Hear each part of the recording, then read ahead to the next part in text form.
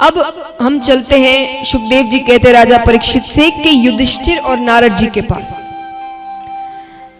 उनके बीच धर्म की चर्चा हो रही है। युधिष्ठिर जी कहते हैं नारद जी से कि मुझे धर्म के बारे में बताइए, धर्म की कथा कैसी है, क्या है धर्म। अब यहां कई होंगे, हमने कई बार धर्म को अलग क्षेत्र में ले लिया। ऐसे तो धर्म के 30 लक्षण हैं, वो 30 लक्षण हर कोई पूरा नहीं कर सकता। पर राजा परीक्षित से कहते हैं सुखदेव जी कि मैं तुम्हें 5 लक्षण बताता हूं जो संसार में सबसे महत्वपूर्ण है, उसके बाद ही कोई चीजें आती है। सबसे पहले वो चीजें जो धर्म को जिंदा रख सकती है। क्या है 5 लक्षण? पहला लक्षण है सत्य। सत्य की राह कभी मत छोड़ो। राजा हरिश्चंद्र ने पत्नी का विक्रय करके भी सत्य की राह नहीं छोड़ी थी। वो सत्य के पथ पर चलते थे। चलिए मैं आपसे कहती हूं कि आज के समय में बहुत मुश्किल है, लेकिन जब जब हो सके तब तब केवल सत्य कहिए। सत्य की राह मत छोड़िए। जब चीजें आपके हाथ में ही नहीं है और आपको मजबूरी में कहना ही पड़ रहा है कोई झूठ, तो चलिए तब दंड तो मिलेगा, उसका भी पाप तो चढ़ता है, लेकिन फिर भी उसके लिए शायद आपको, आज हम कलयुग में हैं, एक छूट देते हैं, लेकिन फिर भी सत्य की राह मत छोड़िए। ये पहला लक्षण है। दूसरा लक्षण है दया। जैसा मैंने उस दिन कहा था, जो हमारे में नहीं है। कैसे नहीं है? गलत कार्य को होता हुआ देखते हैं, उसकी वीडियो बनाते हैं, उसे अपलोड करते हैं, किसी और के दुख में शायद हम हंसते हैं। तो दया बिल्कुल नहीं है, और दया नहीं है तो इंसानियत नहीं है। फिर हम में और पशुओं में कोई अंतर ही नहीं रहा। शायद पशु में उससे ज्यादा दया है। आज कितने ऐसे प्रसंग हम देखते हैं कि जब कई जनों के साथ रास्ते में गलत होता है तो कितने पशु ऐसे होते हैं जो आकर रक्षा करते हैं, लेकिन वहां खड़े इंसान रक्षा नहीं करते। तो महाराज,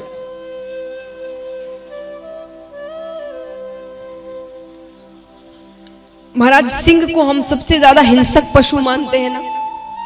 एक पता नहीं आपने वो प्रसंग देखा कि नहीं, बोले एक किसी जंगल में किसी लड़की को कुछ पुरुष लेकर चले गए थे, उसे मारा जा रहा था, पीटा जा रहा था। वहां कुछ शेर भी खड़े थे, क्योंकि जंगल में गए थे वे।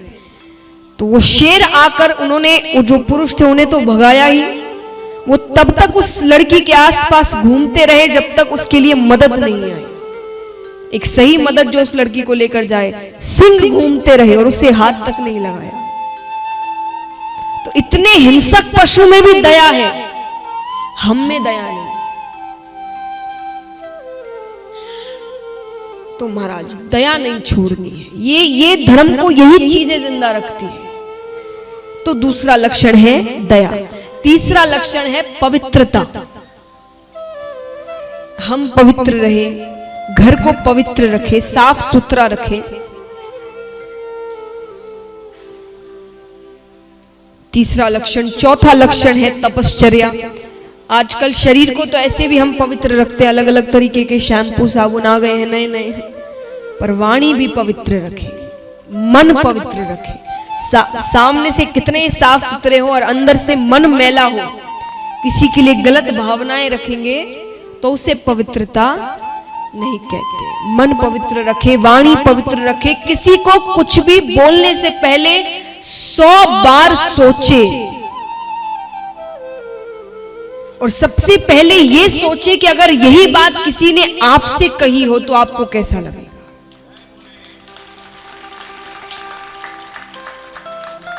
कई बार झगड़े होते हैं महाराज, क्रोध आ जाता है, तो आप कुछ कहने जा रहे हो, ये याद रखना कि जो मैं कहने जा रहा हूं अगर यही बात मुझे किसी और ने कही होती तो मुझ पर क्या बीतती।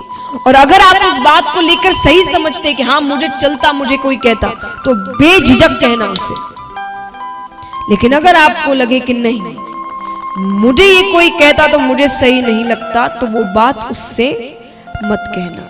ये जरूरी नहीं कि आप पद में उससे बड़े हैं, वो आपसे छोटा है तो आप कह सकते हैं। आप ये सोचे कि नहीं मुझे क्यों कोई कहे, मैं पद में बड़ा हूं। है दोनों इंसान, भावनाएं दोनों की एक बराबर है। जितनी तकलीफ उसे हो रही है उतनी तकलीफ आपको होगी। तो ये हमेशा याद रखना, पद मायने नहीं रखता, भावनाएं मायने रखती है। तो महाराज सोच समझ कर बोले। और 5वां लक्षण है तितिक्षा, कि ठाकुर जी जो भी दे उसे प्रसाद समझकर ग्रहण करो।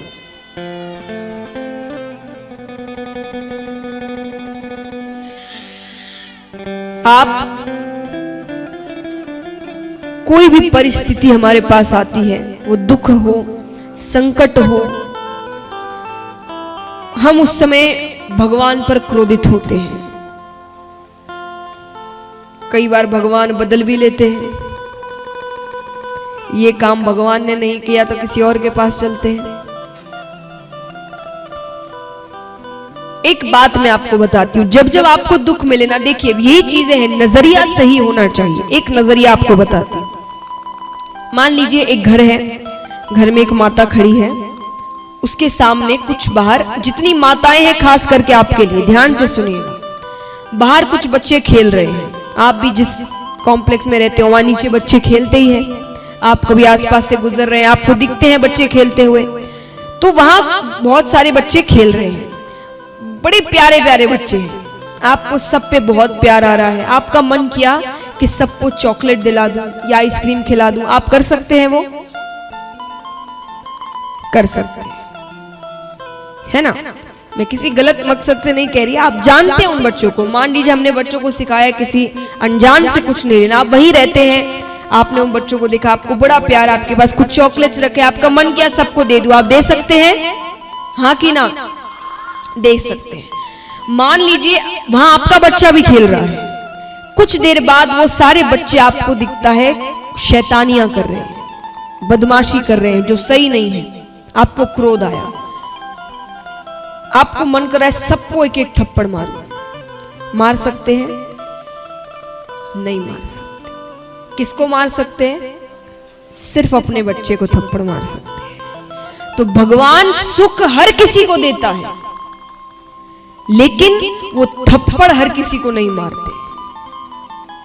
वो थप्पड़ सिर्फ उन्हें ही मारते हैं जिन्हें अपना समझते हैं। और दुख क्यों दिए जाते हैं? दुख इसलिए क्योंकि दुख में हम रोते हैं, रोकर फिर हम अपने पाप याद करते हैं। मान लीजिए हमने कभी किसी के साथ गलत किया हो, हमें वो ध्यान नहीं, अब वही परिस्थिति कभी हमारे साथ होती है ना, तो हमें याद आता है कि मैंने उस दिन ये किया था, इसीलिए मेरे साथ आज ये हो रहा है। तब आप रोते हैं, प्रायश्चित करते हैं, इन चीजों से आपके पाप कटते हैं। तो इसीलिए भगवान आपको दुख देते हैं कि जिससे वो प्यार करते हैं ना, उन्हें दुख देकर उनके पाप जल्द से जल्द वो खत्म करना चाहते हैं। ये मेरा अपना है। तो महाराज अगली बार जब दुख आए ना, तो दुखी मत होना, ये समझना हमने कोई गलती की होगी इसीलिए भगवान ने थप्पड़ मारा है। तो ध्यान देना है कि क्या गलती की है। ये विश्वास रखना है कि वो जो करते हैं अच्छे के लिए करते हैं।